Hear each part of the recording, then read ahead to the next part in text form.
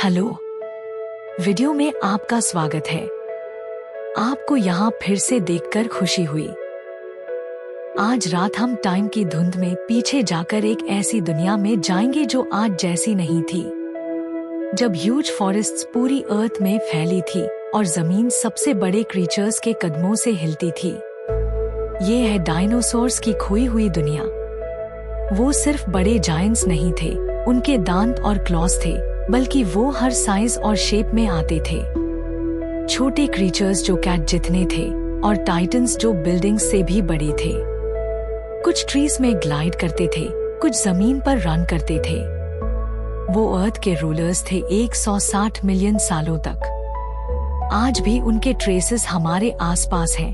Bones, पंख आंबर में preserved, footprints जो मड में बने और स्टोन बन गए, और हर बर्ड के रूट्स इन क्रीचर्स में हैं।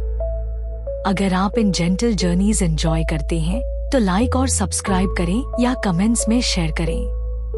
अब सेटल हो जाए, कंफर्टेबल हो जाए और ड्रिफ्ट करें जब हम डायनासोर्स की लॉस्ट वर्ल्ड एक्सप्लोर करेंगे। डायनासोर्स कभी लिजर्ड्स नहीं थे। डायनासोर वर्ड ग्रीक वर्ड्स डाइनोस और सॉरोस से आया है, मतलब टेरिबल लिजर्ड। लेकिन वो सच में लिजर्ड्स नहीं थे। जब नाम 19वीं सेंचुरी में दिया गया, साइंटिस्ट्स नहीं जानते थे कि ये क्रीचर्स कितने यूनिक थे। उन्होंने सिर्फ बड़े रेप्टाइल बोन्स देखे और मॉडर्न लिजर्ड्स की बड़ी वर्जन्स इमेजिन की। फॉसिल एविडेंस से पता चला कि डायनासोर्स अपनी अलग ब्रांच के थे। उनके लेग्स सीधे बॉडी के नीचे थे, जिससे वो अपराइट और फास्ट मूव कर सकते थे। उनके हिप्स, लंग्स और ग्रोथ रेट्स रेप्टाइल से अलग थे। वास्तव में डायनासोर्स बर्ड से ज्यादा क्लोजली रिलेटेड हैं। डायनासोर्स ने अर्थ पर 160 मिलियन साल तक रूल किया। ह्यूमन सिर्फ कुछ 100,000 साल से हैं। डायनासोर्स इतने लंबे समय तक अर्थ पर थे कि इमेजिनेशन भी मुश्किल से समझ सकती है। कॉन्टिनेंट्स बदलते रहे और डायनासोर्स नई वर्ल्ड में अडेप्ट हुए। ओशंस उठे और गिरे, क्लाइमेट बदलता रहा, और डायनासोर्स सर्वाइव, डाइवर्सिफाई और थ्राइव करते रहे। कुछ डायनासोर्स चिकन से भी छोटे थे। फॉसिल्स जैसे माइक्रोरैप्टर बताते हैं कि कुछ क्रीचर्स सिर्फ 2 फीट लॉन्ग थे। कुछ के पंख चमकते थे, उन्हें फॉरेस्ट के जूल्स बनाते थे। ये छोटे डायनासोर्स एजाइल, फास्ट और क्यूरियस हंटर्स थे। ये दिखाते हैं कि डायनासोर सिर्फ बड़े साइज वाले नहीं थे। सबसे बड़े डायनासोर्स बोइंग 747 जितने हैवी थे। इमेजिन एक क्रीचर इतना बड़ा कि उसका वेट प्लेन के बराबर हो। लार्जेस्ट डायनासोर्स जैसे आर्जेंटिनोसोरस और पटगोटन 70 टन से ज्यादा थे। और ये लिविंग क्रीचर्स थे, मशीन्स नहीं। उनके हाथ्स ब्लड पंप करते थे, लॉन्ग नेक्स में लंग्स एयर सैक्स जैसे बर्ड्स के थे। और फिर भी वो फ्लड प्लेन्स और फॉरेस्ट्स क्रॉस करते थे, जमीन हिलाते हुए चलते थे। कुछ डायनासोर्स फास्ट दौड़ सकते थे। लाइटवेट थेरोपॉड्स जैसे ऑर्निथोमियाज लॉन्ग लेग्स और स्टिफ टेल्स के साथ स्पीड के लिए बने थे। फॉसिल्स बताते हैं कि ये 40 माइल पर आवर तक दौड़ सकते थे। इमेजिन एंशिएंट प्लेन्स पर इन ऑस्ट्रिच लाइक डायनासोर्स के हर्ड्स दौड़ते हुए। स्पीड प्रेडेटर्स से बचने का तरीका था। स्मॉलेस्ट डायनासोर एग्स क्वेल से भी छोटे थे। फॉसिल्स शो करते हैं कि टाइनी थेरोपॉड्स के एग्स मार्बल साइज थे। नेस्ट सॉफ्ट अर्थ में होता, पंख वाले यंग हैंड साइज के हैच होते।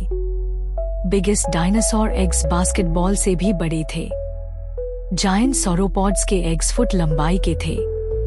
सॉरोपॉड्स कई एग्स एक साथ देते थे ताकि कुछ सर्वाइव करें। फॉसिल्स शो करते हैं कि वो सेफ प्लेसेस पर साल दर साल एग्स डालते थे। बहुत डायनासोर्स के पास पंख थे, स्केल्स नहीं। पंख वार्मथ के लिए, कला दिखाने या ग्लाइड फ्लाइट के लिए होते थे। Imagine velociraptor bird like Hunter, sleek पंखों के साथ। फॉसिल्स पंख के इंप्रेशंस भी दिखाते हैं। कुछ स्पीशीज क्रेस्ट्स ऑफ क्विल्स भी रखते थे। ये दिखाते हैं कि डायनासोर्स बर्ड्स जैसे थे। पंख रंग बिरंगे भी हो सकते थे। माइक्रोस्कोपिक स्ट्रक्चर्स से पता चलता था, ब्लैक, रेड या shiny. Imagine small dinosaur branch पर पंख लाइट कैच करते ग्रीन, वायोलेट, गोल्ड में। ये मेटिंग और डोमिनेंस दिखाने के लिए थे। टायरानोसोरस रेक्स का बाइट बहुत स्ट्रॉन्ग था, 12,000 पाउंड्स। दांत थिक, बनाना शेप्ड, प्रे टियर करने के लिए परफेक्ट। फॉसिल्स सजेस्ट करते हैं कि टीरेक्स एम्बुश और स्कैवेंजिंग करता था। स्टेगोसोरस ब्रेन वॉलनट साइज का था।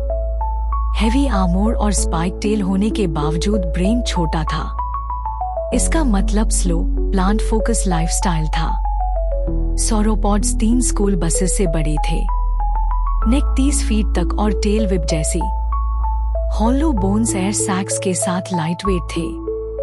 कुछ डायनासोर्स 1000 दांत तक रखते थे, जैसे हाइड्रोसोर्स।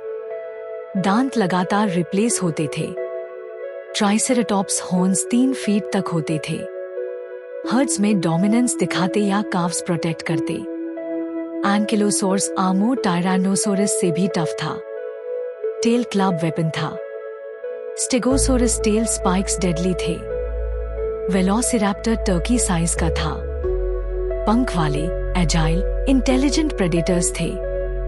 पैक हंटिंग कर सकते थे। हॉलो बोन्स डायनासोर्स और बर्ड्स को लिंक करते हैं। बर्ड्स टेक्निकली लिविंग डायनासोर्स हैं। आर्कोप्टेरिक्स फर्स्ट बर्ड लाइक डायनासोर था। डायनासोर ट्रेट्स धीरे धीरे फ्लाइट में बदल गए। डायनासोर्स गर्म खून वाले थे। उनका शरीर हमेशा वार्म रहता था। वो एक्टिव हंटर्स और माइग्रेटर्स थे। एयर सैक्स रेस्पिरेशन में हेल्प करते थे। डिप्लोडिकस टेल विप साउंड स्पीड तक जाता था। स्पिनोसोरस सेमी एक्वाटिक प्रेडेटर था। कुछ डायनासोर्स स्विम कर सकते थे। छोटे पंख वाले डायनासोर्स ट्रीज के बीच ग्लाइड कर सकते थे। Imagine forest canopy alive with tiny gliders, उनके पंख शिमर करते हुए, साइलेंटली ट्रीज के बीच ग्लाइड करते हुए। वो प्रीहिस्टोरिक आकाश का दृश्य दिखाता है। खाली स्पेस की तरह नहीं, बल्कि एक लाइवली और मूविंग दुनिया, जहां डायनासोर्स ने उड़ान के पहले डिजाइन्स ट्राई किए। टेरासोर्स डायनासोर्स नहीं थे, लेकिन वो उनके साथ रहते थे। वो रेप्टाइल्स की अलग शाखा के थे और पहले वर्टेब्रेट्स थे जिन्होंने सच में पंखों से उड़ान भरी, बर्ड्स या बैट्स से बहुत पहले। उनके पंख छोटे गौरैया से लेकर 30 फीट तक के थे। वो आकाश में डायनासोर्स की दुनिया पर राज करते थे। कुछ मछलियों को समुद्र से पार करते, कुछ खुले समुद्र में सोर करते और कुछ जमीन पर लंबे जबड़े से शिकार करते। टेरासोर्स डायनासोर्स के साथ विकसित हुए और 150 मिलियन साल तक सैम इकोसिस्टम्स शेयर किया। वो डायनासोर्स नहीं थे, लेकिन उसी स्टेज का हिस्सा थे जहां डायनासोर्स जमीन पर राज कर रहे थे और वो आकाश भर रहे थे। कुछ डायनासोर्स एक साथ बहुत सारे अंडे देते थे। जब हम डायनासोर के घोंसले की कल्पना करते हैं, तो बड़े अंडे रेत में रखे हुए दिख सकते हैं। कुछ डायनासोर्स अपने घोंसले में दर्जनों अंडे रखते थे और उन्हें हैच करने के लिए सुरक्षित बनाते थे। सौरापोड्स इतने अंडे देते थे कि कुछ यंग बच जाए। फॉसिलाइज्ड घोंसले में अंडे के समूह बड़े एरियाज में दिखते हैं, जैसे हर्ड्स हर साल सैम स्पॉट्स पर लौटते, बिल्कुल आज के सी टर्टल्स की तरह। माँ डायनासोर अंडे को सावधानी से देती थी। हैचलिंग्स अंडे से निकलते थे और प्रेडेटर्स पास में रहते थे। कई अंडे एक साथ देना सर्वाइवल का नाजुक तरीका था। बेबी डायनासोर्स कभी-कभी महीनों तक घोंसले में रहते। कुछ हैच होने के बाद तुरंत दुनिया एक्सप्लोर करने के लिए रेडी नहीं थे। कुछ स्पीशीज, जैसे हाइड्रोसोर्स, अपने बच्चों को वीक्स या मंथ्स तक घोंसले में रखते थे। ये नाजुक बेबीज माता पिता की सुरक्षा और केयर पर डिपेंडेंट थे। छोटे हड्डियों के निशान ग्रोथ स्टेजेस दिखाते थे, जो इंडिपेंडेंट जीवन के लिए सक्षम नहीं थे। कल्पना कीजिए, एक घोंसला छोटे हैचलिंग से भरा, सॉफ्टली चर्पिंग करते और मदर या फादर पास में गार्ड करते। पेरेंट्स फूड लाते, घोंसले को हीट या शेड से बचाते और प्रेडेटर्स से डिफेंड करते।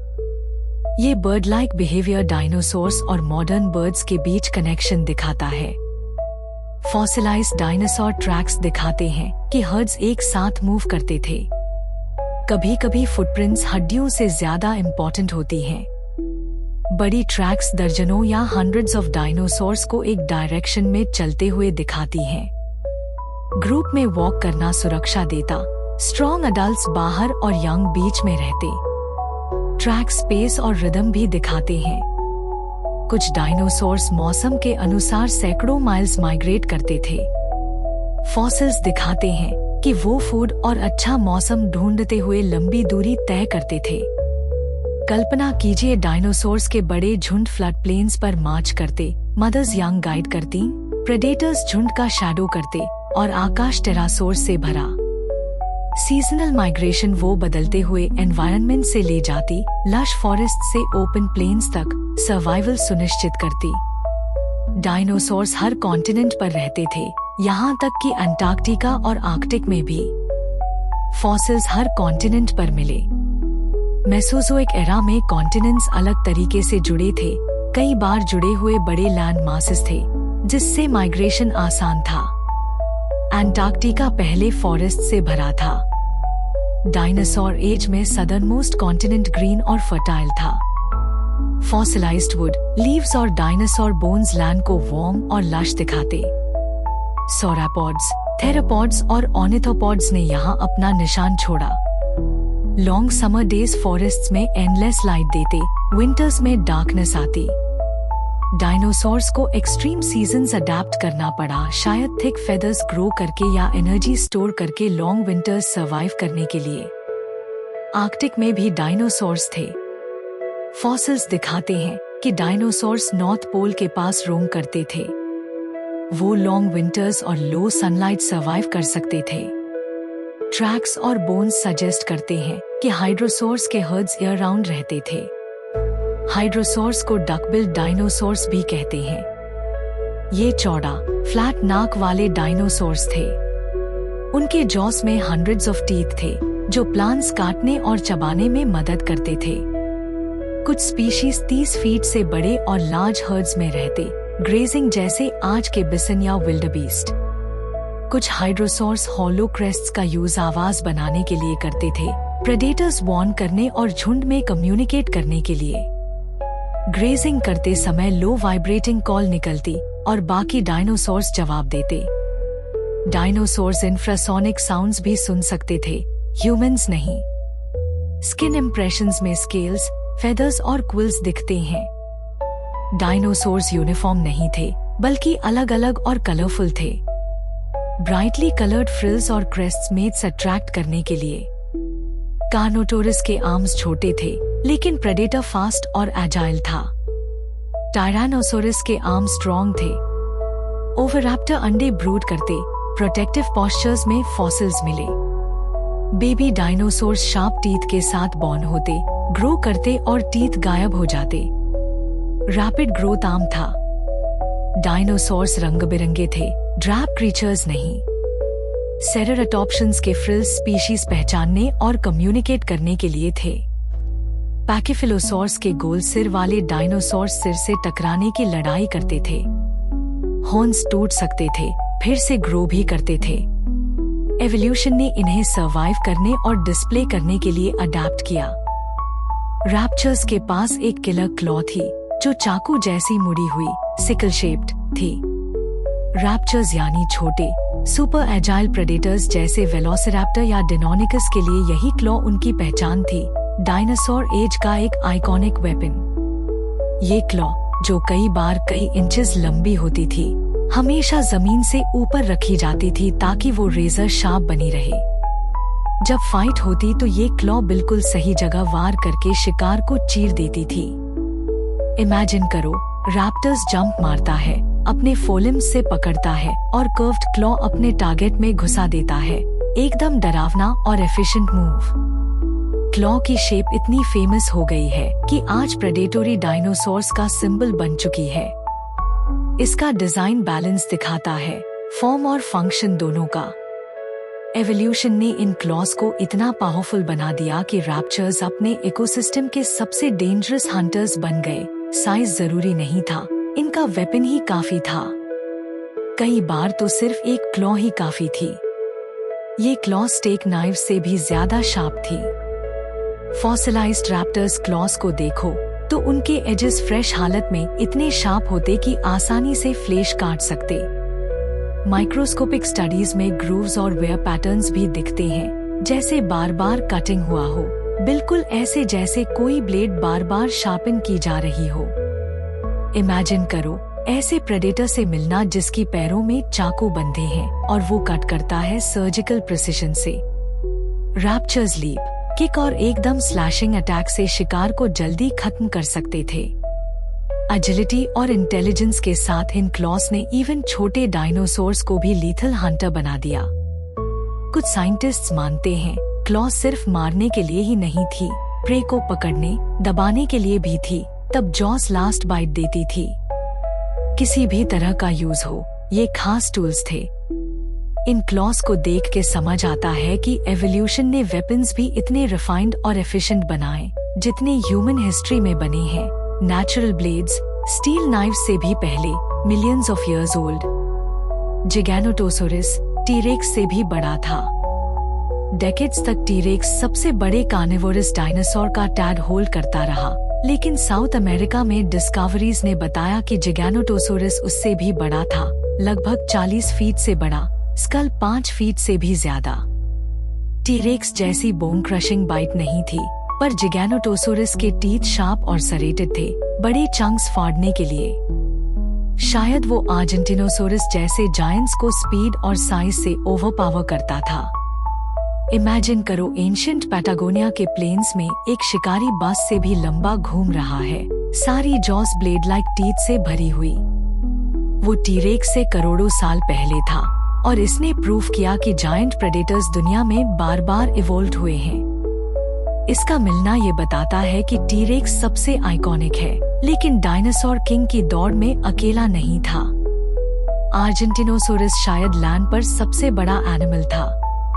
प्रीहिस्ट्री के जायंट्स में आर्जेंटिनोसोरस से ऊंचा कम ही कोई था।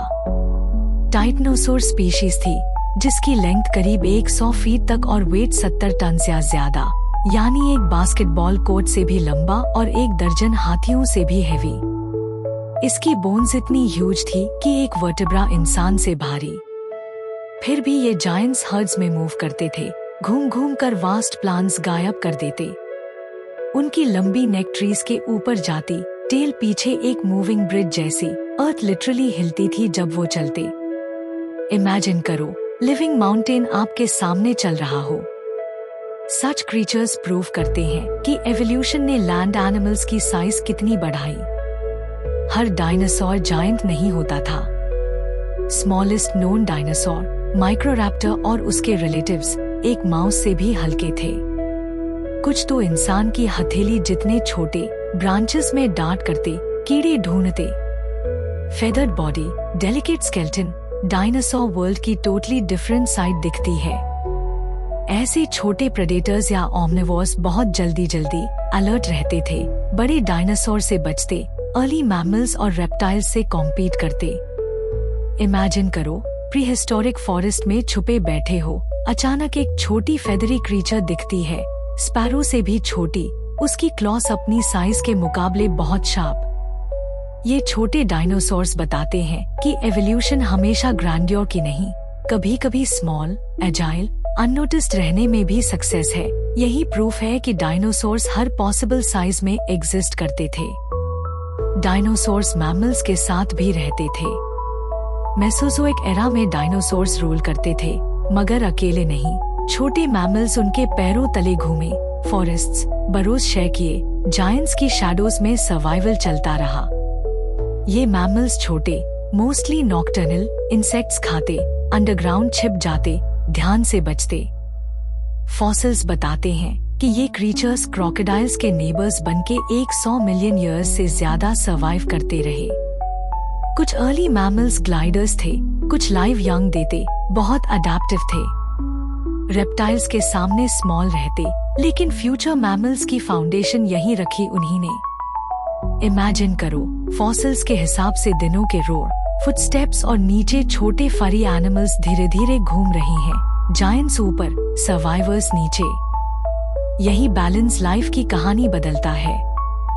कुछ मैमल्स ने दिनों के बेबीज को भी हंट किया।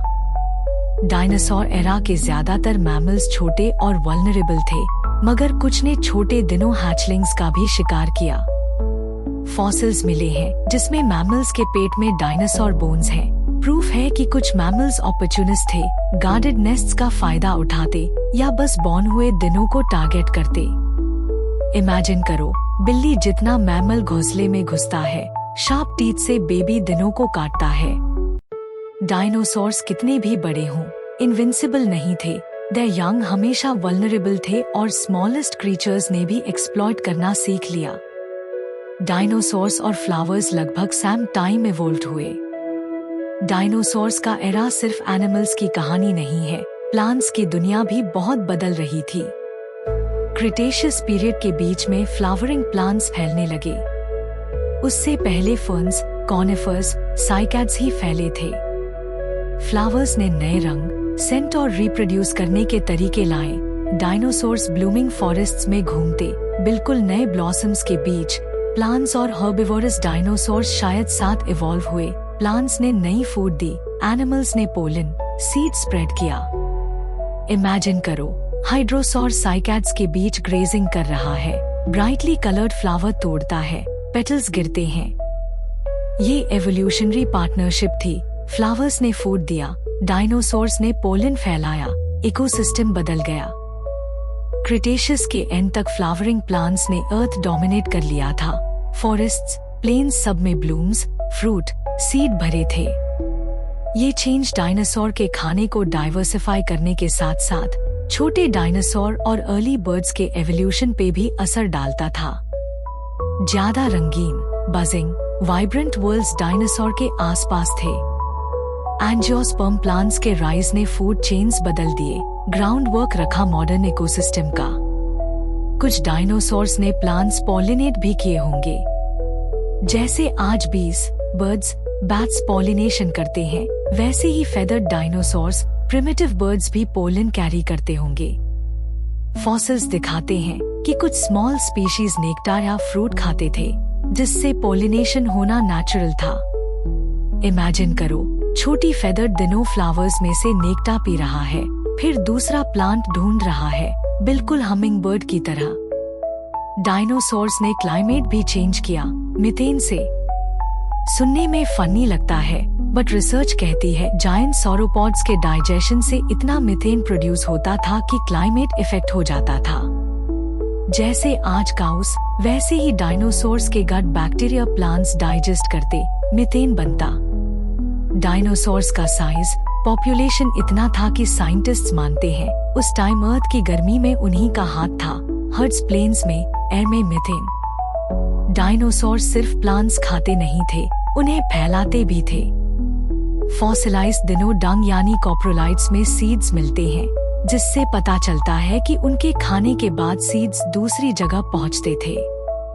यानी डायनासोर्स इकोसिस्टम के गार्डनर्स थे, टट्टी में ही नए फ्यूचर फॉरेस्ट्स के सीड्स कैरी करते। आज भी एलिफेंट्स, बर्ड्स ऐसे ही इकोसिस्टम्स शेप करते हैं। कभी दिनों की स्टमक कंटेंट्स भी फॉसिल बन जाती थी। कुछ फॉसिल्स में हाफ डाइजेस्टेड प्लांट्स या दूसरे दिनों के बोन्स मिले हैं, जो दिनों की डाइट का प्रूफ है। इमेजिन करो, एक लंच मिलियंस ऑफ इयर्स बाद भी प्रिजर्व्ड है। पेट की कंटेंट्स एक्चुअल इकोसिस्टम रिवील कर रही हैं। कॉप्रोलाइट, ये फॉसिलाइज्ड डंग है, जो दिनों डाइट का डायरी है। सीड्स, बोन, फाइबर सब प्रिजर्व्ड रहते हैं। साइंटिस्ट बाय कॉप्रोलाइट पता करते हैं plants, food chains, digestion, metabolism सब कैसा था। सम कॉप्रोलाइट्स बहुत बड़े, किलोस में भी होते थे, कुछ तो 40 पाउंड्स तक के। इतना बड़ा दिनों इतना बड़ा पाइल छोड़ता था। पैलियोंटोलॉजिस्ट्स के लिए तो गोल्ड माइन है। इनसे मेटाबॉलिज्म, डाइजेशन स्पीड तक पता चलता है। डायनासोर्स ने कभी कभी डाइजेशन में हेल्प के लिए पत्थर भी निकले, जिन्हें गैस्ट्रोलिथ्स कहते हैं। हमारे जैसे च्यूइंग टीथ नहीं थे, तो खाने की मदद के लिए ये स्टोन स्टमक में चलते रहते थे। फॉसिल्स में ऐसे पॉलिश्ड स्टोन्स रिबकेज के अंदर मिले हैं। रॉक्स रिवरबेड से स्टमक मशीन बन गए। आज के बर्ड्स भी यही करते हैं। एवोल्यूशन का ओल्डेस्ट ट्रिक। सॉरोपॉड्स की नेक जिराफ से भी बहुत बड़ी थी, 30 फीट से ज्यादा। Lightweight air filled bones, strong muscles, blood pumping पर एक्स्ट्रा हार्ड वर्क। ह्यूमंस की 7 नेक वर्टेब्रा होती है, मगर सॉरोपॉड्स की 15 प्लस, वो भी लाइटवेट, इंट्रिकेट डिजाइन में। बोन्स इंटरलॉक भी कर जाती थी स्टेबिलिटी के लिए। एवोल्यूशन का वंडर्स। टाइटानोसॉर्स आर्मोर्ड भी थे, स्किन में ऑस्टियोडोम्स यानी बोनी प्लेट्स थे, छोटे से लेकर बड़े शील तक। डायनासोर्स ने आर्मोर भी इवॉल्व किया, जैसे क्रोकोडाइल, अंकिलोसॉर के पास होता है प्राकृतिक फोर्ट्रेस। हर सॉरोपॉड नेक अपराइट नहीं होती थी। डाइप्लोडोकस जैसे स्पीशीज हॉरिजॉन्टली नेक रखते, जैसे वैक्यूम होस कमरे में घुमा रही हूँ। एनर्जी बचती, ज्यादा एरिया में अच्छा खाना मिल जाता। ब्रैकियोसोरस 5 स्टोरी बिल्डिंग जितना टॉल, उसकी फ्रंट लेग्स बड़ी, बॉडी क्रेन जैसी खड़ी, नेक पे लीव्स कोई और नहीं खा पाता था। स्कल की ऊपर नॉस्ट्रिल्स, शायद हाई वेजिटेशन में ब्रीदिंग या साउंड क्रिएशन के लिए इवॉल्व्ड हुई हूँ। कई बार एवोल्यूशनरी फंक्शन आज तक एक मिस्ट्री है। डायलोफोसोरस, जुरासिक का प्रेडेटर, 2 ब्राइट क्रेस्ट्स के साथ, क्रेस्ट कॉम्बैट के लिए नहीं, शायद डिस्प्ले के लिए थे, सोशल सिग्नलिंग या मेट फाइंडिंग। मूवीज में ड्रामेटिक फ्रिल, वेनम दिखा, बट रियल डायलोफोसोरस ह्यूज था, स्विफ्टली जो यूज करता था। वेनम या फ्रिल एविडेंस नहीं है। ये डायरेक्टली एवोल्यूशनरी शोकेस है, हॉलीवुड इन्वेंशन की जरूरत नहीं थी। वेलोसिरैप्टर्स मूवीज वाले स्केली नहीं, असल में फेदर्ड थे। Small Turkey sized predators feathered quill knobs proof है। बैलेंस, डिस्प्ले, इंसुलेशन में फेदर्स मदद करते थे। फेदर्ड, एजाइल, स्मार्ट, ये रैप्चर्स एवोल्यूशन के मॉडर्न बर्ड्स के असली एंसेस्टर थे। टीरेक्स का क्लासिक रोर हॉलीवुड की देन है। असल में साइंटिस्ट्स कहते हैं शायद डीप रम्बलिंग या इंफ्रासाउंड बनाते थे, जिसे ह्यूमन कान पकड़ भी नहीं सकते। ऐसी आवाजें दूर तक ट्रैवल करती थी, ग्राउंड तक हिला देती। फॉसिलाइज्ड ट्रैकवेज से पता चलता है कि डायनासोर सिर्फ चलते नहीं थे, वे दौड़ते, आराम करते और कभी कभी मड में स्लाइड भी करते थे। कुछ ट्रैकवेज में फुटप्रिंट्स बहुत दूर दूर स्पेस्ड हैं, यानी डायनासोर स्प्रिंट कर रहे थे। कुछ में बेली, टेल और हाथ के इम्प्रेशन मिलते हैं, यानी जमीन पर झुक कर बैठे थे। कई ट्रैक्स में स्लाइड्स के निशान आते हैं, मड्डी स्लोप से फिसलने या खेलते टाइम के। इमेजिन करो मड्डी रिवर बैंक जिसमें डायनासोर ने क्लॉज से मार्क्स बना दिए, जो आज भी दिख रहे हैं। कई ट्रैक्स दिखाते हैं कि मदर डायनासोर अपने बेबीज के साथ चलती थी। बड़े फुटप्रिंट्स के साथ छोटे footprint side by side, family group साथ चलते थे, यंग को गाइड और प्रोटेक्ट करते। छोटे फुटप्रिंट्स हमेशा साथ में रहते, अडल्ट के चारों तरफ क्लस्टर बना लेते थे। इमेजिन करो, सॉफ्ट अर्थ पर मदर डायनासोर अपने बच्चों को लेकर चल रही है, हर स्टेप मड में दब जाती है और सालों बाद वही स्टोन बन जाता है। स्टोरी ऑफ केयर और फैमिली कनेक्शन, वर्ड्स नहीं स्टोन पार्ट्स में लिखी। आज तक साइंटिस्ट्स ने 1000+ डिस्टिंक्ट डायनासोर स्पीशीज आइडेंटिफाई की हैं। हर महीने नई स्पीशीज मिलती रहती है। इन स्पीशीज में टाइनी बर्ड लाइक प्रेडेटर्स से लेकर सबसे भारी जायंट्स तक शामिल हैं। आर्मोर्ड, फेदर्ड, होर्न्ड, क्रेस्टेड, वैरायटी जबरदस्त थी।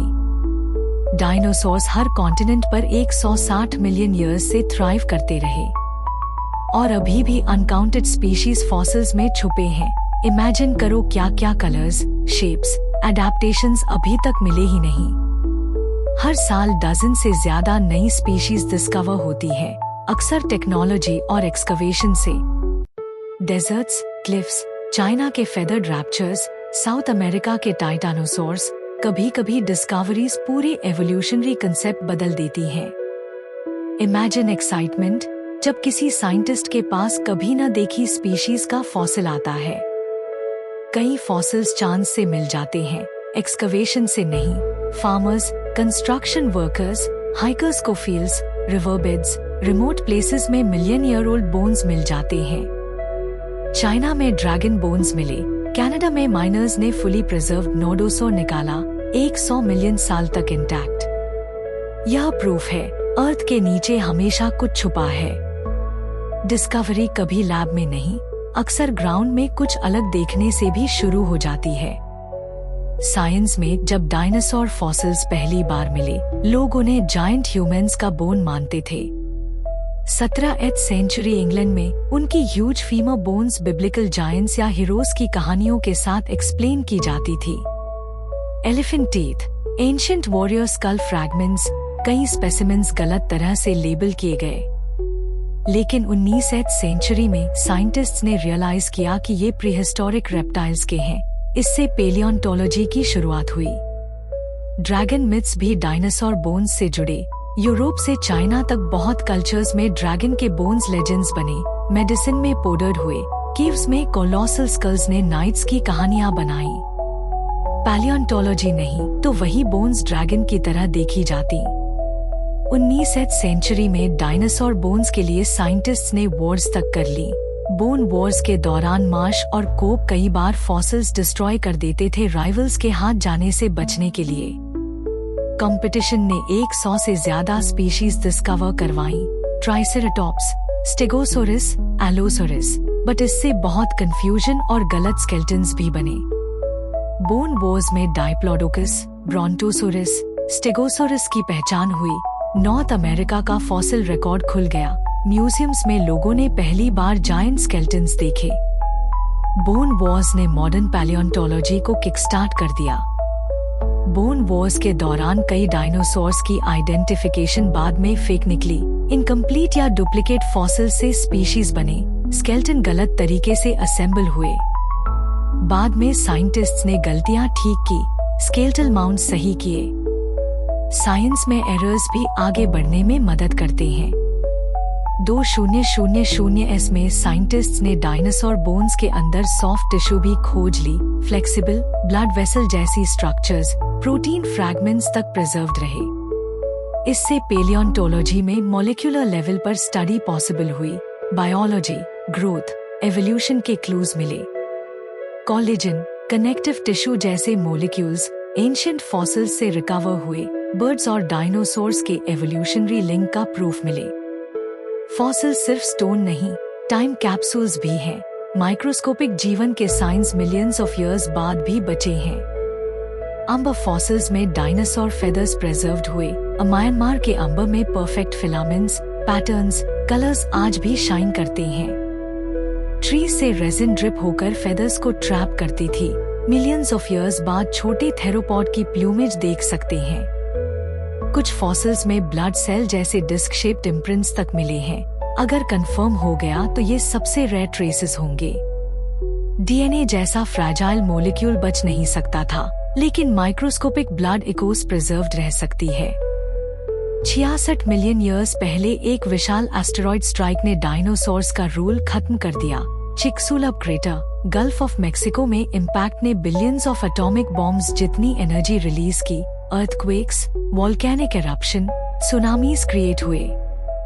वेव स्काईस्क्रेपर से ऊंचे ऊपर पहुंचे। मोल्टन रॉक ने कॉन्टिनेंट्स भर हीट्स भर दी। ऐश और डस्ट से सूरज ब्लॉक हुआ। फूड चेन्स कोलैप्स हुई। प्लैनेट पर 75% से ज्यादा स्पीशीज एक्सटिंक्ट हो गईं। ओनली बर्ड्स, फेदर्ड थेरोपॉड्स सर्वाइव कर पाए। आज का हर स्पैरो, पिजन, हॉक, पेंगुइन असल में लिविंग डायनासोर है। बोन्स और फेदर्स में लिनिएज छुपा है। डायनासोर्स पूरी तरह मिटे नहीं, वे अडैप्ट होकर नया रूप ले चुके हैं। डायनासोर्स की दुनिया खत्म हो गई, लेकिन बर्ड्स में मेसेजोइक अभी भी जिंदा है। जब भी कोई बर्ड उड़ता है, समझो 200 मिलियन साल पुरानी कहानी आगे बढ़ रही है। डायनासोर्स आज भी हमारे बीच हैं, बर्ड्स बनकर। और इसी के साथ हमारी डायनासोर जर्नी पूरी होती है। क्वाइट रिवरबेड्स में चांस डिस्कवरीज, एस्टेरॉइड से एक्सटिंक्शन, हजारों साल पुरानी feather patterns, blooming forests, giant herds, all reminders की लाइफ वास्ट, स्ट्रेंज और ब्यूटीफुल है। डायनासोर्स ने 160 मिलियन ईयर्स सर्वाइव किया। उनका लेगेसी आज भी हर बर्ड के विंग्स में जिंदा है। सोचो एक सुबह मेसोजोइक जंगल की, सूरज की रोशनी मिस्ट के बीच से गुजर रही है, पेड़ों की पत्तियों से नमी गिर रही है। दूर से एक डीप साउंड आ रहा है। एक जायंट सॉरोपॉड अपना लंबा नेक ऊपर उठाकर ट्री टॉप से लीव्स तोड़ रहा है। नीचे जमीन पर छोटे छोटे क्रीचर्स दौड़ रहे हैं। कुछ डायनासोर्स के एग्स छुपाए हुए हैं और कुछ प्रेडेटर्स अपनी अगली खाने की तलाश में हैं। ये दुनिया एक थिएटर है जहां हर किरदार अपनी भूमिका में परफेक्ट है। पहले लोग सोचते थे कि डायनासोर्स केवल डम्ब बीस्ट्स थे, खाना खाना और लड़ना उनका काम था। लेकिन फॉसिल्स और ब्रेन कैविटी के स्टडीज बताते हैं कि कुछ डायनासोर्स सोच सकते थे, प्लान कर सकते थे और टीम वर्क कर सकते थे। रैप्टर्स जैसे डेनोनिकस और वेलोसिरैप्टर का ब्रेन उनके शरीर के हिसाब से बड़ा था। उनकी आंखें सामने थीं, जो उन्हें डेप्थ और डिस्टेंस का सटीक अंदाजा देती थी। ये हंटर्स की इंटेलिजेंस का संकेत था। रैप्टर्स शायद ग्रुप्स में हंट करते थे, जैसे वुल्व्स करते हैं। एक डिस्ट्रैक्ट करता, दूसरा अटैक करता और तीसरा फाइनल किल करता। सोचो एक सीन, छोटे हर्बिवोर्स का एक हर्ड शांति से घास खा रहा है, पर छाया में रैप्टर्स चुपके से मूव कर रहे हैं। एक रैप्टर्स जमीन से सीटी बजाता है, सभी का ध्यान उस पर जाता है और उसी वक्त 3 रैप्टर्स दूसरी तरफ से तेज गति से अटैक करते हैं। ये सिर्फ इंस्टिंक्ट नहीं था, प्लानिंग था। बड़े डायनासोर्स जैसे टीरेक्स भी अपने प्रे को ट्रैक करने और स्मेल से खोजने में एक्सपर्ट थे। साइंटिस्ट्स ने टीरेक्स के स्कल में नेजल कैविटी की स्टडी की। वो इतना बड़ा था कि आज के वल्चर्स से भी सेंसिटिव था। टीरेक्स माइल्स दूर तक मृत शरीर या घायल जानवर की बदबू पकड़ सकता था। और हर्बिवोर्स भी सिंपल नहीं थे। हेड्रोसॉर्स, डकबिल्ड डायनासोर्स के स्कल्स में कॉम्प्लेक्स नेजल पैसेजेस होते थे, जो शायद साउंड बनाने के काम आते थे। हो सकता है कि उनके ग्रुप्स लो फ्रीक्वेंसी साउंड्स में कम्युनिकेट करते थे, जो जंगल के अंदर तक फैलते थे। कुछ डायनासोर्स अपने बच्चों का ख्याल रखते थे, जैसे आज के पक्षी। मोंटना के एग माउंटेन फॉसिल साइट ने एक पूरा नेस्टिंग ग्राउंड रिवील किया। सैकड़ों एग्स नेस्ट्स में अरेंज्ड। हर नेस्ट के आसपास अडल्ट डायनासोर्स के फुटप्रिंट्स मिले। ये साबित करता है कि पेरेंट्स एग्स की गार्डिंग करते थे और हैच होने के बाद उनका खाना भी खिलाते थे। मैसोरा का मतलब ही है गुड मदर लिजर्ड। यह डायनासोर अपने एग्स को सेफ नेस्ट में रखता, फूड लाता और छोटे हैचलिंग्स की रक्षा करता था। बेबी बोन्स के फॉसिल्स बताते हैं कि उनके पैर कमजोर थे, मतलब वे खुद चल नहीं सकते थे, पेरेंट्स ही उन्हें खाना देते थे। सोचो एक वैली जहां दर्जनों नेस्ट्स है। छोटे हैचलिंग्स अपने पेरेंट्स के आसपास क्रोल कर रही हैं। ऊपर से एक जायंट शैडो गुजरता है, एक प्रेडेटर। लेकिन सारे अडल्ट्स एक सर्कल बनाकर लाउड कॉल्स करते हैं, प्रेडेटर को डराने के लिए। ये एकता है, भावना है, और ये साबित करता है कि डायनासोर्स के दिल भी धड़कते थे। डायनासोर्स की दुनिया सिर्फ साइलेंस नहीं थी, बल्कि आवाजों से भरी थी। बड़े हर्बिवोर्स डीप रंबलिंग कॉल्स करते थे, उनकी लो फ्रीक्वेंसी आवाज माइल्स दूर तक जाती थी। रैप्टर्स हाई पिच चर्प्स से कम्युनिकेट करते थे और सेरेटॉप्शंस अपने फ्रिल और हॉर्न से विजुअल और साउंड सिग्नल्स दोनों देते थे। साइंटिस्ट्स ने फॉसिल स्कल्स और नेजल पैसेजेस का 3D स्कैन किया। कुछ डायनासोर्स के अंदर रेजोनेटिंग चेम्बर्स थे, जैसे म्यूजिकल इंस्ट्रूमेंट्स। ये चेम्बर्स उन्हें अनोखे आवाज बनाने के काबिल बनाते थे। हर स्पीशीज की अपनी आवाज और भाषा होती थी। सोचो इवनिंग का सीन, एक स्वॉम्प के किनारे 2 पैरासारोलोफस अपने लंबे क्रेस्ट्स ऊपर उठाए हुए हैं। उनकी बॉडी सनसेट के रंग में चमक रही है। दोनों एक डीप और हॉन्टिंग आवाज निकालते हैं, जो हवा में गूंजती है और दूर जंगल के दूसरे सदस्य आवाज का जवाब देते हैं। यह सिर्फ कम्युनिकेशन नहीं, एक सिम्फनी है, प्रीहिस्टोरिक ऑर्केस्ट्रा है। कुछ डायनासोर्स मौसम के हिसाब से माइग्रेट करते थे, जैसे आज के विल्डबीस्ट। फॉसिलाइज्ड फुटप्रिंट्स के ट्रेल्स दिखाते हैं कि कुछ हर्ड सैकड़ों की संख्या में एक दिशा में चलते थे। सोचो एक सूखे मैदान को, ड्राई सीजन चल रहा है। एक लाइन में जायंट सॉरोपॉड्स चलते हैं। उनके कदमों से जमीन हिल रही है। उनके पीछे छोटे हर्बिवोर्स और बर्ड्स जैसे स्मॉल फेदर्ड डायनासोर्स भी चल रहे हैं। ये एंशिएंट माइग्रेशन है, पानी और खाने के लिए एक टाइमलेस जर्नी। हर्ड्स में सोशल ऑर्डर भी होता था। ताकतवर और अनुभवी जानवर आगे चलते थे, बच्चे बीच में सुरक्षित रहते थे। प्रेडेटर्स बाहरी तरफ से अटैक करते थे, लेकिन ग्रुप की एकता से बच जाते थे। यह सिस्टम आसान नहीं था, नेचुरल इंटेलिजेंस का सबसे अच्छा एग्जाम्पल था। डायनासोर्स की दुनिया में शांति उतनी ही रेयर थी जितनी एक सूखे रेगिस्तान में पानी। हर दिन कोई न कोई फाइट होती थी, टेरिटरी के लिए, साथी के लिए या केवल डोमिनेंस के लिए। टी-रेक्स और ट्राइसेराटॉप्स के फॉसिल्स पर बाइट मार्क्स मिले हैं, जो साबित करते हैं कि उनकी लड़ाइयां डेडली होती थी। सोचो, एक ओपन प्लेन में टी-रेक्स अपने जायंट फीट से जमीन हिला रहा है और ट्राइसेराटॉप्स अपने फ्रिल और हॉर्न से सामना कर रहा है। कुछ पल के लिए साइलेंस, फिर टक्कर होती है। हॉर्न शरीर में घुसता है, टी-रेक्स रोर करता है और जमीन धूल से भर जाती है। यह दुनिया ब्यूटी और ब्रूटैलिटी दोनों का संगम थी। हर लड़ाई का एक नियम था, survival of the fittest.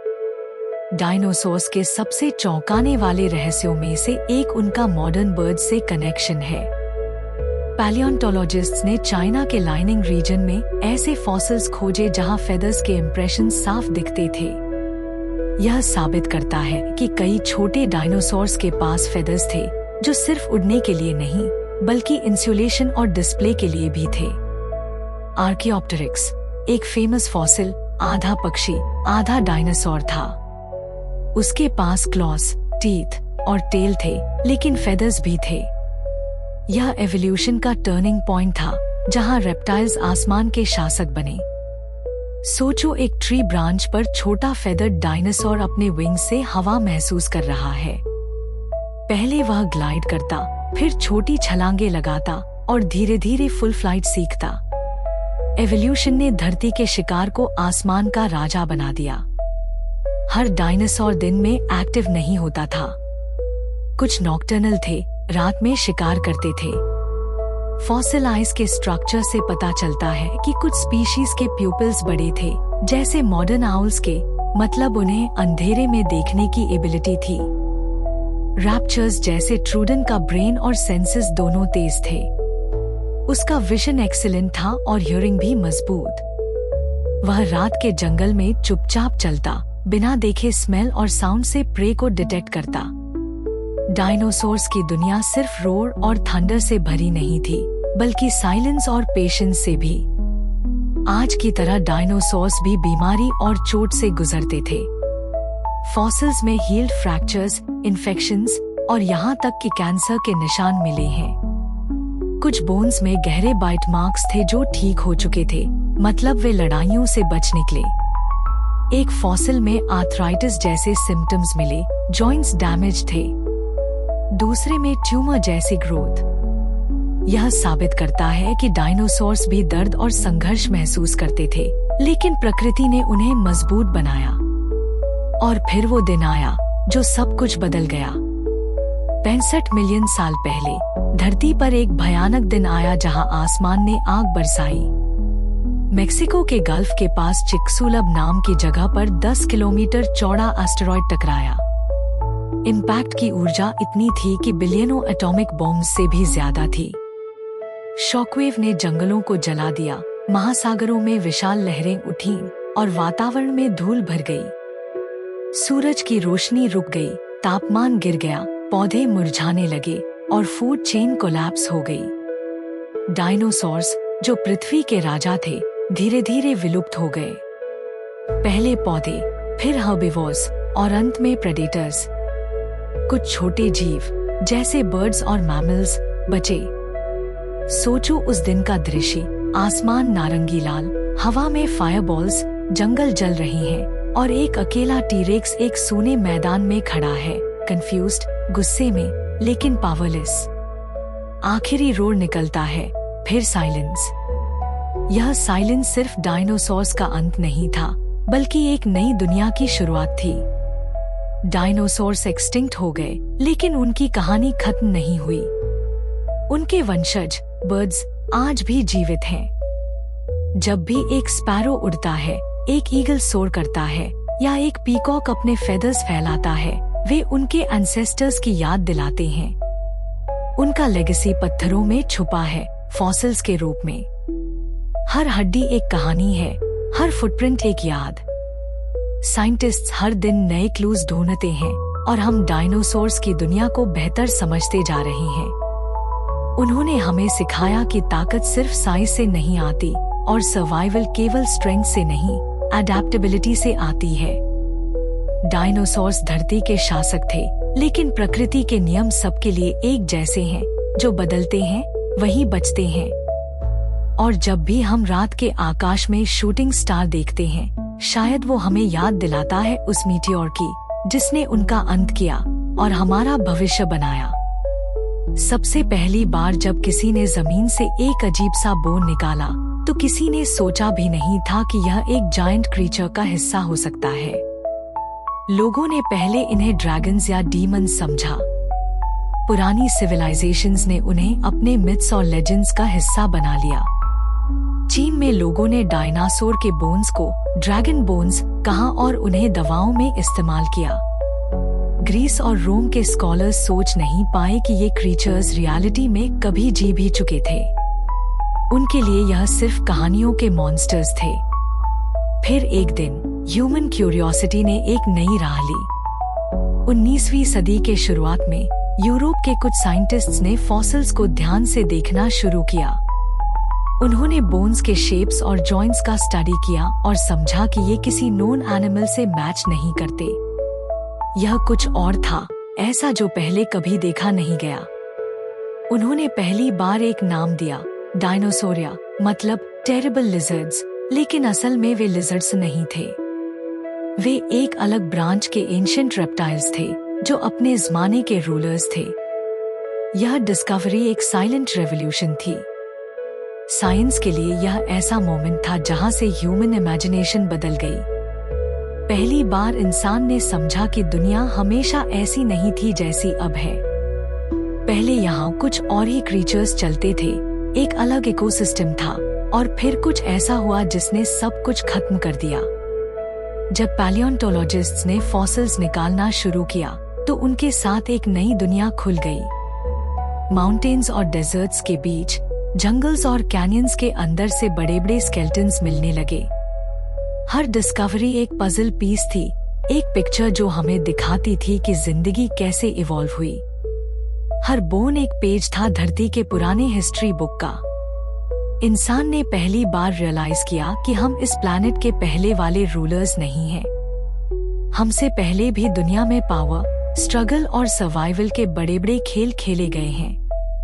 Dinosaur सिर्फ एक्सटिंक्ट क्रीचर्स नहीं थे, वे एक रिमाइंडर थे कि जिंदगी हमेशा बदलती रहती है और नेचर हमेशा अपना बैलेंस ढूंढ लेती है। फिर साइंस ने टेक्नोलॉजी का हाथ पकड़ा। फॉसिल्स का स्टडी माइक्रोस्कोप, एक्सरेज और कार्बन डेटिंग से होने लगा। हर लेयर एक टाइम कैप्सूल बन गई। साइंटिस्ट्स ने रॉक्स के बीच ट्रैप्ड एलिमेंट्स से समझा कि डायनासोर किस दौर में जीते थे। Volcanoes, asteroid impacts, ocean levels, सब कुछ उन फॉसिल्स में लिखा था। जब 20वीं सदी के मध्य में अमेरिका और मंगोलिया जैसे देशों में बड़े डिग्स हुए, तो कुछ ऐसे स्केलेटन्स मिले जो पूरे के पूरे थे। म्यूजियम्स बनने लगे जहां लोग इन एंशिएंट जायंट्स को देख सकते थे। हर चाइल्ड और अडल्ट के लिए यह इमेजिनेशन का दरवाजा था, एक झलक उस दुनिया की जहां हम कभी नहीं गए, पर जिसका हिस्सा हम फिर भी हैं। साइंस ने यह भी समझा कि एक्सटिंक्शन का रीजन क्या था। करोड़ों साल पहले एक मैसिव एस्टेरॉयड मेक्सिको के कोस्ट के पास क्रैश हुआ। उस इम्पैक्ट ने हवा को फायरबॉल में बदल दिया, ओशियंस को उछाल दिया और धरती के एटमॉस्फेयर को डस्ट से भर दिया। सूरज की रोशनी रुक गई, प्लांट्स मरने लगे और इकोसिस्टम कोलैप्स हो गया। यह वह दिन था जब डायनासोर का युग खत्म हुआ। लेकिन पैराडॉक्स यह था, उनका एंड ही नए जीवों का स्टार्ट बना। मैमल्स, जो तब तक छुप कर जी रहे थे, उन्होंने धरती पर अपना राज शुरू किया। आज जब इंसान टेलीस्कोप से गैलेक्सीज तक देख सकता है और माइक्रोस्कोप से एटॉम्स तक, तो भी डायनासोर फॉसिल्स उसके इमेजिनेशन का सबसे पावरफुल टूल हैं। उन्हें देखकर हम समझते हैं कि हमारा वर्ल्ड एक इन्फिनिट साइकिल है, बर्थ, ग्रोथ, डिस्ट्रक्शन और रीबर्थ। इंसान ने जब पहली बार डायनासोर के फुटप्रिंट्स देखे तो वे सिर्फ स्टोन में प्रिंट्स नहीं थे, वे वक्त के निशान थे। हर फुटप्रिंट एक स्टोरी थी, किसी जर्नी का हिस्सा। कुछ ट्रैक्स बताते हैं कि डायनासोर ग्रुप्स में चलते थे, कुछ बताते हैं कि उनके बच्चे उनके साथ रहते थे, और कुछ यह भी दिखाते हैं कि एक प्रेडेटर ने एक हर्बिवोर का शिकार किया था। हर प्रिंट, हर बोन एक लिविंग मेमोरी बन गया। मॉडर्न एज में जब डीएनए और जेनेटिक्स का दौर आया तो साइंटिस्ट ने एक और सपना देखा, क्या हम एक्सटिंक्ट क्रीचर्स को वापस ला सकते हैं? जुरासिक पार्क जैसी मूवीज ने इमेजिनेशन को और फ्यूल दिया। लोगों ने सोचा, क्या हम फॉसिल्स के अंदर से डीएनए निकालकर उन्हें दोबारा जिंदा कर सकते हैं? लेकिन नेचर के अपने रूल्स हैं। डीएनए एक फ्रैजाइल चीज है और मिलियंस ऑफ इयर्स तक सरवाइव नहीं करता। शब्दिकता डायनासोर्स को वापस बनाना मुमकिन नहीं, लेकिन साइंस ने बर्ड्स के थ्रू उनके जीन्स का ट्रेस ढूंढ लिया। हाँ, आज के बर्ड्स उन्हीं डायनासोर्स के डिसेंडेंट्स हैं। जब हम एक क्रो या पिजन को उड़ते देखते हैं, तो हम असल में उन्हीं क्रीचर्स का मॉडर्न वर्जन देख रहे होते हैं। फेदर्स, बोन्स और रेस्पिरेटरी सिस्टम, सब में उनका ट्रेस मौजूद है। तो एक तरह से डायनासोर्स कभी गायब नहीं हुए, बस शेप बदलकर जिंदा है। कभी यह धरती आग की नदी थी, पिघली चट्टानों का सागर, जहरीले गैसों का आसमान, और कहीं कोई आवाज नहीं। करोड़ों साल बाद जब यह ठंडी हुई, तब जीवन ने पहली बार सांस ली। छोटे से सूक्ष्म जीव से लेकर अनगिनत रूपों में फैलता जीवन बदलता गया, सीखता गया, और अंततः धरती पर उभरे वे जीव, जिन्हें आज हम डायनासोर कहते हैं। ये वही जीव थे जिन्होंने धरती को अपने कदमों से नापा, आसमान को अपने परों से छुआ और समुद्र को अपनी दहाड़ों से हिलाया। हर दिन नन्हे बच्चों से लेकर टनों वजन वाले दैत्य तक रॉकेट की तरह बढ़ते गए। तेजी से बढ़ना उनके जीने का तरीका था, क्योंकि जितनी जल्दी वे मजबूत होते, उतनी ही जल्दी वे शिकारियों से बच पाते। कल्पना करो, एक छोटा सा सौरोपॉड जो आज किसी कुत्ते जितना है, एक साल में घोड़े जितना हो जाता है और कुछ सालों में बस जितना लंबा। उनके शरीर जलते भट्ठों की तरह थे, जो भोजन को ऊर्जा और आकार में बदल देते थे। यही अद्भुत गति थी जिसने उन्हें धरती के सबसे विशाल जीवों में बदला। लेकिन उनका संसार सिर्फ आकार का नहीं था, रंगों का भी था। कभी सोचा है कि यह धरती कितनी रंगीन रही होगी जब जंगलों में नीले, लाल और सुनहरे पंखों वाले डायनासोर घूमते होंगे? कभी यह माना जाता था कि सभी डायनासोर बेरंग, कीचड़ जैसे हरे या भूरे थे। लेकिन आधुनिक खोजों ने उस सोच को मिटा दिया।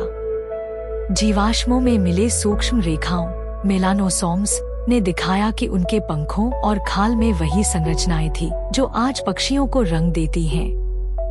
कहीं वे काले और लाल के मिश्रण में थे, कहीं इंद्रधनुषी चमक में, जैसे कोई प्राचीन मोर या हमिंगबर्ड।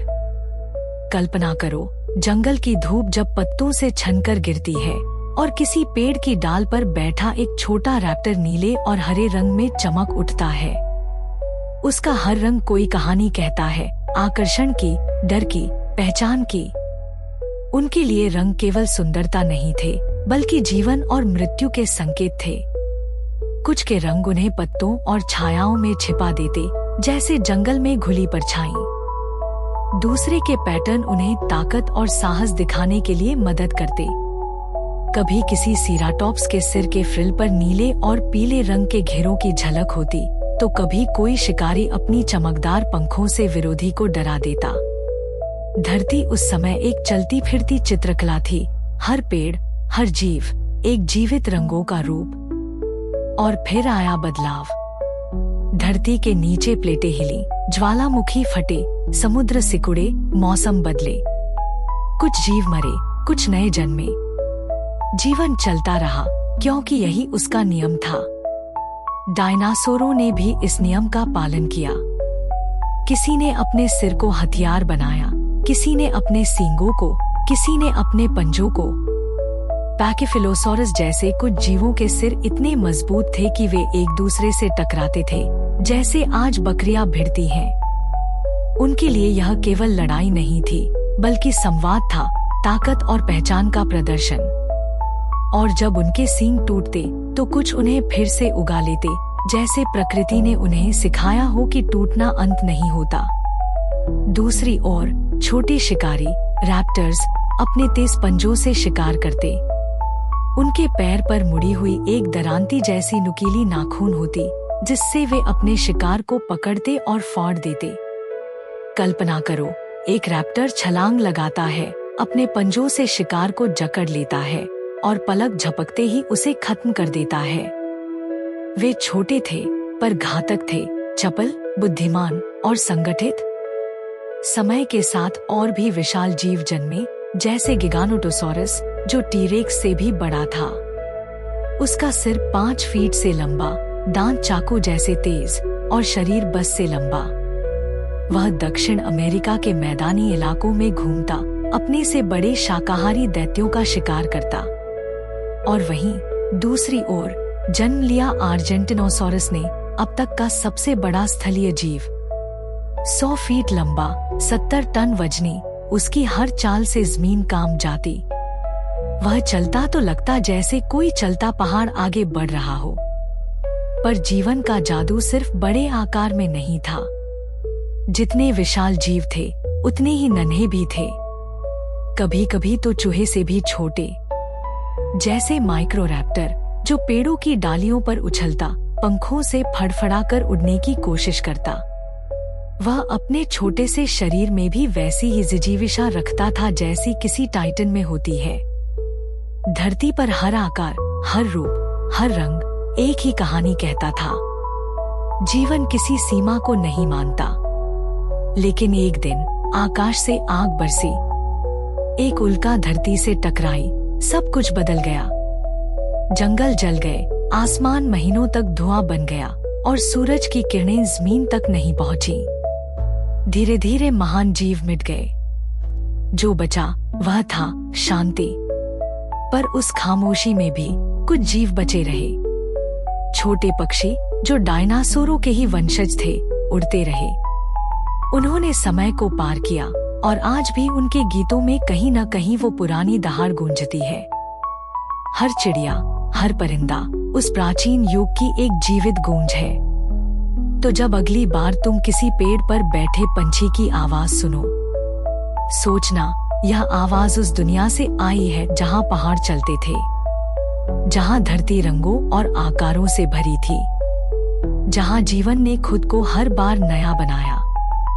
डायनासोर मिट गए, पर जीवन की कहानी अब भी जारी है। वह कहानी जो बताती है कि बदलाव डर नहीं, शक्ति है, कि हर अंत के भीतर एक नई शुरुआत छिपी होती है, और कि धरती अब भी सांस ले रही है। हर पत्थर, हर पत्ती, हर हवा के झोंके में कहीं न कहीं अब भी एक डायनासोर की धड़कन गूंज रही है। और अब जब यह सफर अपने आखिरी पड़ाव पर आता है, चलो एक बार पीछे मुड़कर देखते हैं कि आज हमने क्या क्या महसूस किया। हमने उस अर्थ को देखा जो कभी आग में लिपटी थी, जहां जीवन ने पहली बार अपनी आंखें खोली। हमने उन जीवों को जाना जो समय से भी पुराने हैं। वो महान डायनासोर्स जो आसमान, जमीन और समंदर तीनों के शासक थे। हमने देखा कैसे छोटे से हैचलिंग्स कुछ ही सालों में चलते फिरते पहाड़ बन जाते थे, कैसे उनकी हर सांस, हर कदम इस प्लैनेट की धड़कन के साथ चलती थी। फिर हमने जाना उनके कलर्स के बारे में, वो इंद्रधनुषी चमक जो बताती है कि धरती कभी डल नहीं थी। उनके पंख, उनकी त्वचा, उनके पैटर्न्स, सब में कोई छिपी हुई भाषा थी, जीवन की, डर की और सुंदरता की। कहीं वो जंगल की छाया में खुद को छिपा लेते, तो कहीं अपने ब्राइट रंगों से विरोधी को डराते। कभी कोई रैप्टर्स बिजली की तरह छलांग लगाता, तो कहीं कोई ट्राइसेरेटॉप्स अपने सींगों से धरती हिला देता। हर प्राणी, हर आकार, हर रंग इस सृष्टि के विशाल नृत्य का हिस्सा था। हमने सुना उस एंशिएंट वर्ल्ड की गूंज, जो आज भी हवा में तैरती है, कभी ज्वालामुखी की गड़गड़ाहट में, कभी किसी फॉसिल की खामोश कहानी में। धरती अब भी याद रखती है। हर कदम, हर पंख, हर हार्टबीट, हर पत्थर में किसी पुराने जीवन की छाया है। हर हवा में किसी भूले हुए जंगल की महक। और जब आसमान से वह उल्का गिरी, जब एक युग खत्म हुआ, तब भी कहानी रुकी नहीं। कई डायनासोर्स मिट गए, पर एवोल्यूशन ने हार नहीं मानी। जीवन ने नए रूप लिए, पक्षी बने, उड़ना सीखा, गाना सीखा। आज जब कोई छोटी चिड़िया सुबह गुनगुनाती है, तो उसके गीत में किसी पुराने डायनासोर की आत्मा मुस्कुराती है। तो आज की रात जब तुम अपनी आंखें बंद करो, सोचना कि यह अर्थ कितनी पुरानी है, कितनी जिंदा है, कि हर सांस जो तुम लेते हो कभी किसी एंशिएंट फॉरेस्ट में भी ली गई थी।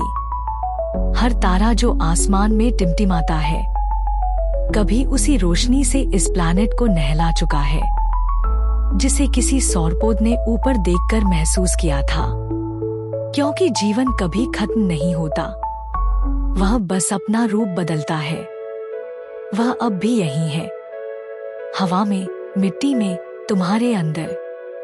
और अब इस शांत रात में अपनी आंखें बंद करो और धरती की लोरी सुनो, जहां सपनों में फिर से वो डायनासोर्स चलते हैं और समय कुछ पल के लिए रुक जाता है। Good night. Let the old world whisper you to sleep.